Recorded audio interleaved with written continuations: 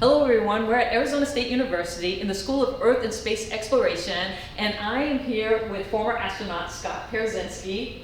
And I brought Scott here because I wanted to talk to him about his 5 missions as an astronaut on the shuttle. And you're one of the few people who has actually worked on solar panels in space. Very lucky, yep. I've been out there, yep. And so what I want to do is ask you, why is solar energy so important to space exploration?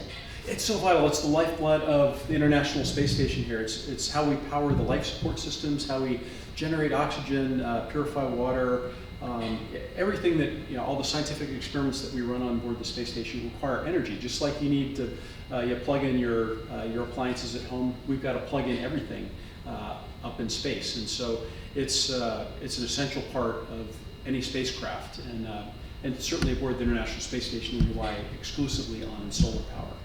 And so when they were building the International Space Station, there was an issue with the solar panels, and you were involved with that.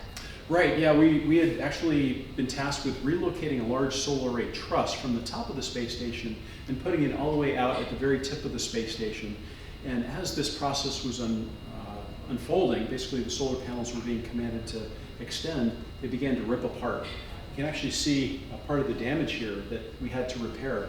And we had to work on a live solar panel generating lots and lots of current, even in orbital night when we're behind the Earth in shadow. It's still generating electricity that could have electrocuted me. Wow, so this is you. That's me, waving for the camera, yeah. And you were the only one to go out and work on this? No, my friend Doug Wheelock was actually at the base of the array. He took this great photo of me after we had put in 5 of these repairs. We called them cufflinks. Okay. Pieces of wire about 5 feet in length. They're cufflinks for giants, I suppose. But I put in 5 of these repairs, and then Doug Wheelock was at the base of the array. He had some other critical tasks to do as well. And while you're actually working on the solar array, it's live. That's right. So I had special tools, including this L-shaped hockey stick here. Whenever the solar panel would start to float towards me, I would have to get that in front of me so that it would pass harmlessly over my helmet and beneath my boots. Otherwise, if I had any direct contact with the metal parts of my spacesuit, I could be electrocuted. So was that pretty scary? A little bit, yeah. It's pretty serious work, and you have to get up close and personal to put in these cufflinks across the damage. This is a zoomed-in photograph, and you can see how it's been ripped apart. And I have to be very, very careful and precise putting in these repairs across the torn solar panel. It's actually a lot bigger. You can see how big they are in this picture, like you're saying. Yeah.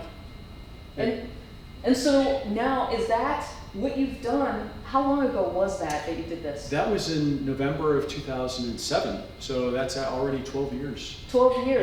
Yeah. And so that repair that you put on the International Space Station, it's still there? It's up there for the life of the International Space Station until, at some point in the future, this space station will be deorbited in the South Pacific Ocean. There's a place called the Space Yard Graveyard where they deorbit all these spacecraft, and that repair will be at the bottom of the ocean one day. But until that happens, it's up there. Wow, thank you. Thank you for coming here and sharing this amazing story with us. You bet. Glad to be with you.